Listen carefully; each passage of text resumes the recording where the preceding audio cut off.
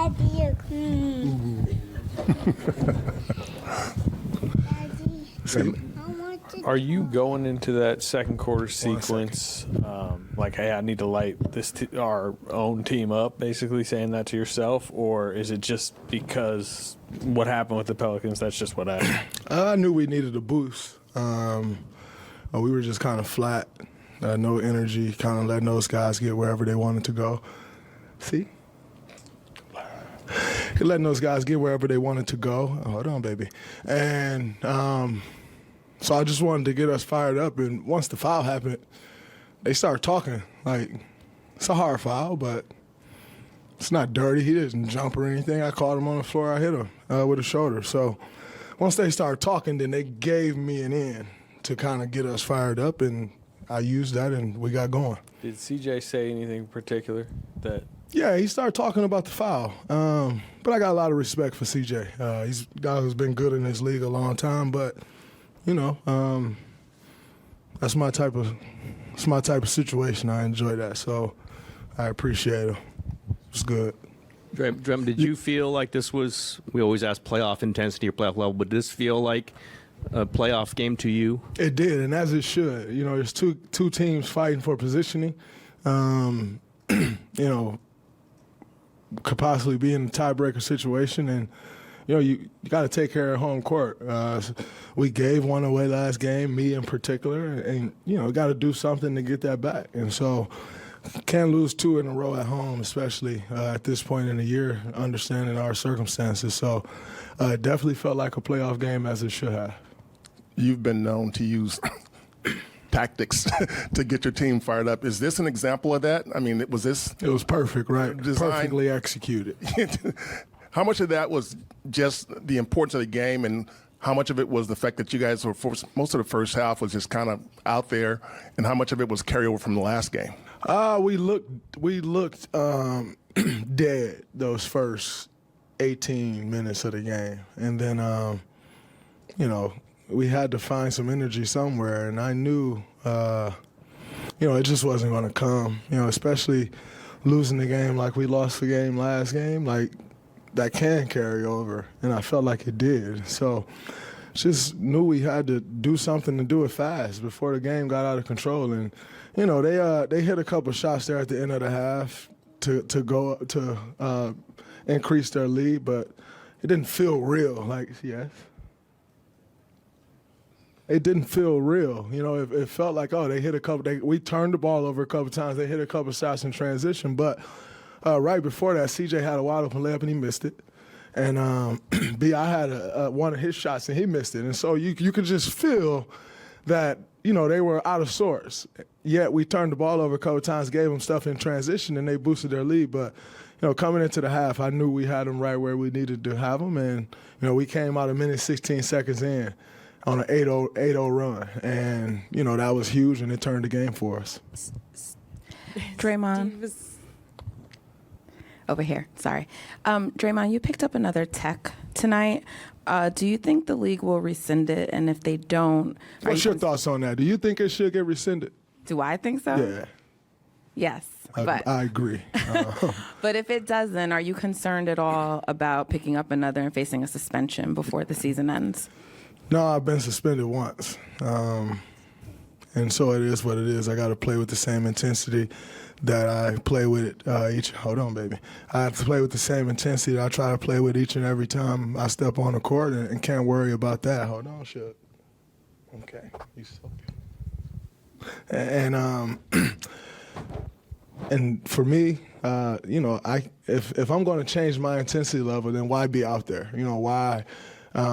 I may as well sit out the game if I'm going to go out there timid and worry about getting another tech. But like I said, I expect that one to get rescinded. I mean, I'm not sure. Like, should I let him kiss me? That's how close he got to my face. Or just kind of put my arms out to protect my space. So I do expect it to get rescinded. You were saying how... Not done yet. Almost, okay? I see you. You're saying how you perfectly executed your getting your teammates fired up and stuff. What are you saying to them in those instances? What buttons are you pressing, and how do you kind of go about navigating? Just really making sure, just trying to get the energy level up. It's not necessarily that you're saying one particular thing, but at the point that I'm going to put myself out there like that, then you hope guys will back me up. And if not, then our season's over anyway. So that's kind of where I was, is like, I'm going all out here and, need guys to rise to the occasion. And everybody did. Everybody who stepped on that floor rose to the occasion. And, that's what you'd hope for in that situation. And, I got to give a lot of credit to my teammates. They backed me up as good as anyone has ever backed me up before. Draymond, Steve. You go ahead. Steve Kerr says he trusts you to do, whether it's playing with fouls or yelling at the team and yelling at the other bench and yelling at him, and that it was well-deserved and needed tonight. I mean, is that you've been with Steve for so long, is that just happening over years of knowing each other and respect? You want to talk? Okay, you want me to talk now? Okay, I think so. Me and Steve, and obviously Steph, Clay, Loon, Jordan, now J.K. Like, we've been through wars together, especially the guys that's been here for a long time, man. That trust is there. Like, he trusts me to toe that line and do what I do and bring what I bring to the floor. And, I trust him to make the right call. When he subbed me out, after all of that happened with my third foul, J.K. said, I wasn't going to come get you because I thought you was just going to send me back, which I was. And then I looked at Steve, and he's like, no, come out. And so, I trusted him to go out, and he put me back in. And when your coach has trust like you in that, it's like if you're a shooter, and you can't buy a bucket, but your coach has confidence in you and tell you to keep shooting. That's huge.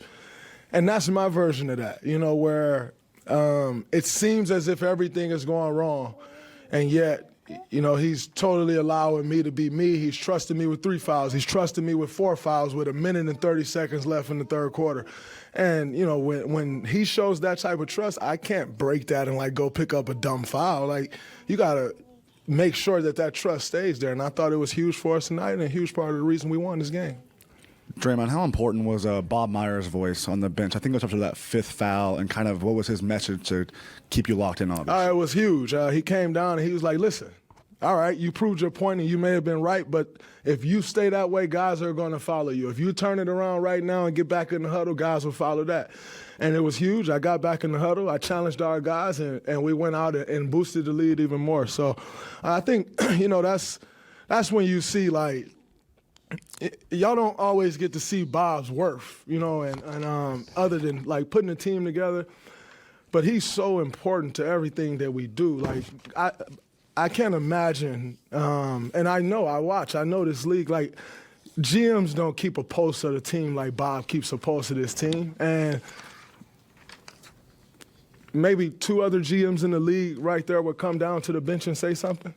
And so, and then that's also someone who I have the utmost respect for. If Bob comes and tells me something, that's Bible to me. I'm going to listen to that. But that's a relationship that has been built over the course of the last 11 years, and that is a relationship that'll continue to grow over the next 40 years. So, for him to come down in that moment and say something to me, you got to honor that, and it was huge. And then to have Gary Payton actually after the game, I saw you guys having a really good talk after the game right there. To have another defensive all-time great that you can always lean on to, what's that relationship like? It's huge. Number one, you make sure you're telling us I'm better than him at dominoes.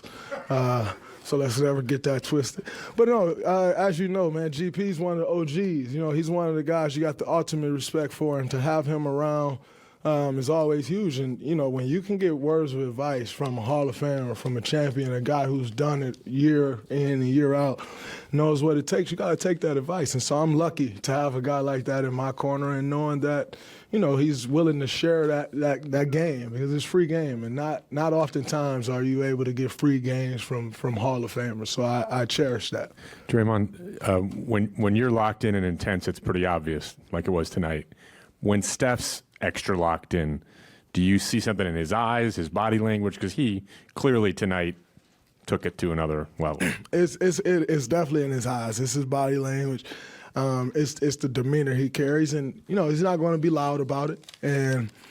But you know how to follow it, and when I turned it up a notch, he turned it up another 2 notches, and I fell back in line, and we followed him, and I thought that was huge. That's the intensity, the defense. That's my department I lead in. Obviously on the offensive side, we know what Steph does, but the composure side of things, that's his area that he leads in. And so once he brought it back, once he dialed it all in, we all hopped in line and followed him, and he was locked in. And, no one was stopping him. He made plays on both sides of the ball and, helped carry us to a win. A little on that thing, Jim. Did you see Steph after kind of had to get pulled out of that scrum? Like, he was yelling. I'm not quite sure who he was yelling at. Is it about as amped up as you've seen him in a moment like that? Absolutely. But if there's one guy I know always going to ride with me, it's Steph. And so, I've never been in a situation like that before, and he has not rolled for me. And same goes with Clay. Guys who – and there's other guys on this team with Loon. They're going to ride with me in those situations. And, when – That gives you the ultimate comfort to be exactly who you are, knowing that guys going to ride, and Dante rode, Jordan rode, J.K. rode, everybody who checked in the game, they rode. But I thought it was huge, and Steph, and that does something for the morale, because if he's not in that, then everybody else may not join in, But with him getting in that scrum and being in the fire with me, everyone else, you just have to fall in line. Great, thank you. I've got more in here.